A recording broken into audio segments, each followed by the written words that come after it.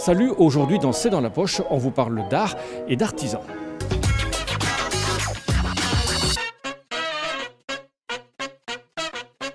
Nous sommes au cours des métiers d'art à Jemappes, c'est de la promotion sociale. Ici, on fait de la poterie, de la verrerie, de la BD. C'est un vivier de création.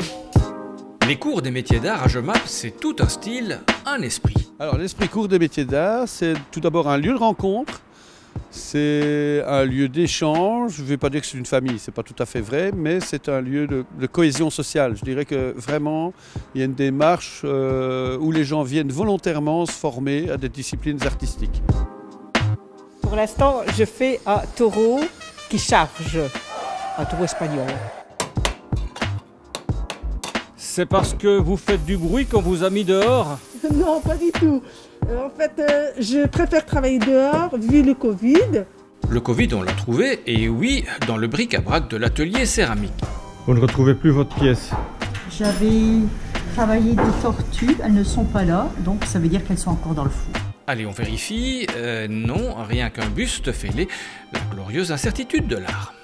Les masses trop importantes de terre ont tendance à éclater, les impuretés, les bulles d'air et la qualité de la terre elle-même font qu'il y a toujours un risque. Mais on recherche même les surprises en fin de compte. Je pensais faire un cache-pot et finalement j'ai fait un pot. Ça fera un beau pot de fleurs. Bon, on retourne au basique.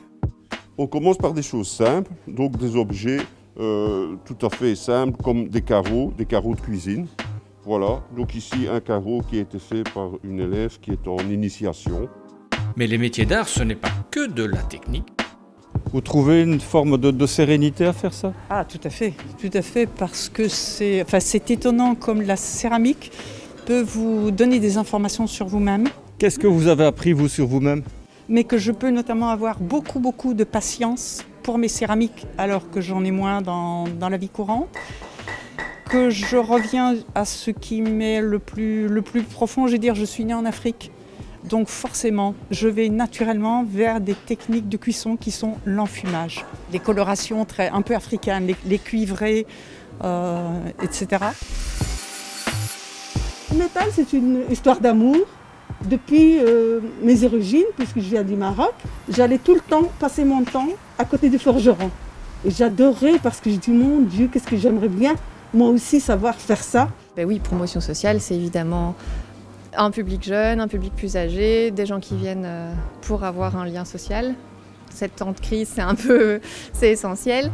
Et des compléments de formation pour le travail, une reconversion professionnelle, enfin, il y a un peu de tout. Il y a des rêves aussi, des gens qui n'ont pas pu faire d'études dans le domaine artistique en étant plus jeunes. Du coup, ils profitent de la pension ou d'un travail plus allégé pour venir faire ce qu'ils ont toujours voulu faire en fait. La seule chose qu'on ne peut pas peindre, ce sont les murs de l'atelier. Bon, on pourrait. Les fêtes de fin d'année approchent et bonne nouvelle, les commerces dits non essentiels viennent de rouvrir et c'est peut-être là, chez les artisans d'art, que vous allez trouver votre plus beau cadeau de Noël. Bonjour et bienvenue au Ligic Atelier. Alors cette année, pas de marché de Noël, pas de salon, pas d'expo. On se serre les coudes entre nous. Et à la boutique, pour cette fin d'année, j'ai décidé d'accueillir les copains artisans d'art du Hainaut. Allez, on commence par Diane, une céramiste aux doigts de fée. Donc chaque pièce a un moule qui lui correspond. J'ai des centaines de moules chez moi. Par exemple, pour arriver à faire cette pièce-ci, j'ai d'abord dû la faire en terre, puis je l'ai moulée dans du plâtre. Une fois que le plâtre est pris, je retire la terre et j'obtiens mon moule. Alors, donc une fois que j'ai mon moule, je prends ma cuillère, ma barbotine, c'est de la barbotine de porcelaine donc, et alors je la fais couler dans le plâtre. Une fois que ce sera cuit, ça donnera ceci, voilà, ça c'est quand je fais couler lentement, ça c'est quand je fais couler plus vite. Et ça donne un peu cet aspect de végétation, un peu comme de la dentelle, mais un peu comme des plantes entremêlées et tout. Notre second créateur, Alain, est un magicien aux baguettes de verre. Je vais faire une petite perle de verre sur mandrin. Le mandrin, c'est une tige d'inox enrobée d'argile pour empêcher le verre d'être soudé à cette tige d'inox. Voilà, on forme la boule. Donc sous l'effet de la gravité, le verre fond en se formant en boule. Là, la perle est figée. Ici, je vais poser du décor. Donc, je vais me servir d'une baguette de verre blanc ici. Là, on obtient une perle à petits pois. C'est là qu'on dit abracadabra. Je vais terminer en créant un petit décor à partir des petits pois. On va monter les perles ensuite en bijoux. Voilà, c'est des modèles un petit peu plus élaborés. Par exemple, ici, une implosion avec des bulles d'air qui peuvent être montées seules, comme ceci, des pièces uniques ou en collier, en boucle d'oreille. Last but not least, voici l'Igica, la Benoît Brisefer de l'argenterie. La bague qui m'a permis de rentrer au métier d'art, le sésame en quelque sorte, c'est celle-ci. C'est celle que j'ai présentée au jury pour devenir artisane d'art. Tout commence avec ceci, ce sont des anciens couverts parce que mon métier c'est être surcycleuse. Alors qu'est-ce que c'est le surcyclage?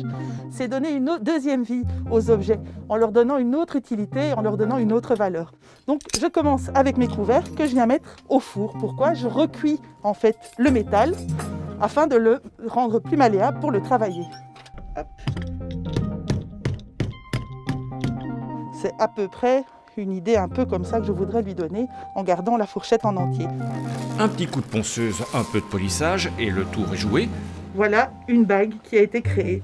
Donc c'est la même, hein. C'était le même ustensile à la base. Et donc pour un cadeau de Noël original et personnalisé, rendez-vous chez un artisan d'art.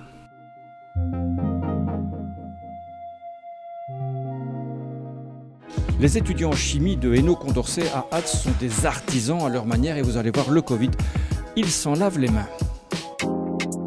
Dans ce labo de chimie, à Hainaut-Condorcet, on respecte scrupuleusement la règle de la bulle. Aujourd'hui, les étudiants du bachelier en chimie, chimie appliquée et biotechnologie travaillent à leur recette de savon. Nous, on va faire du savon avec le miel de l'école. À la bière de notre école, la Guise. On fait un savon à base de chocolat. Ça, c'est une drôle d'idée quand même. Bah oui, on a voulu partir en fait du chocolat parce que c'est un peu un vice caché de chaque personne. Et donc on a dit que ce serait bien de partir de cette matière première qu'on mange un peu tous les jours. Et donc on a trouvé cette idée intéressante à développer en tout cas. Et du coup ça va rajouter un effet antiseptique à notre savon. Et ça augmentera l'immunité aussi. En fait dans la bière il y a des levures et les levures c'est bon pour le chevelure. Le chocolat oui ça a des vertus particulières. Déjà c'est une vertu apaisante en tout cas, ça relaxe. C'est aussi une très bonne vertu d'hydratation puisqu'il y a du beurre de cacao ici qu'on voit ici juste à la surface. Mais attention, un savon peut en cacher un autre.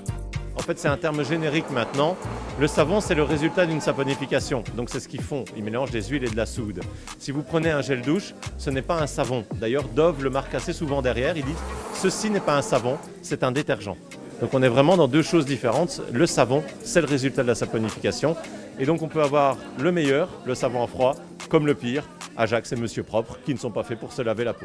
Sors de ta bulle, c'est le nom de ce projet soutenu par l'ARES, l'Académie de recherche et d'enseignement supérieur, une manière d'encourager les étudiants à ouvrir les yeux, même si ça doit piquer un peu. Mais en 2019, vous savez qu'il y avait beaucoup d'étudiants et beaucoup d'élèves même du secondaire qui manifestaient pour le climat. Et les chimistes qui n'ont pas toujours la bonne presse au niveau du climat ont décidé de devenir des acteurs. Alors le lien entre le savon et le climat, c'est ce qu'il y a dans le savon. Ce qu'il y a dans le savon, les étudiants se sont posé cette question. Et pour faire un savon, il faut des huiles. Il faut des huiles végétales, on peut rajouter éventuellement aussi des huiles essentielles. Et ces huiles, d'où est-ce qu'elles viennent? Elles viennent très souvent des pays du Sud. Et elles ne sont pas toujours cultivées de manière durable. Ça vient de chez nous, ça vient de Ath. Du coup, on va un petit peu valoriser notre miel de Ath, voir si nos abeilles travaillent bien. Bref, le cadeau de Noël est déjà tout trouvé. Voilà, parfait.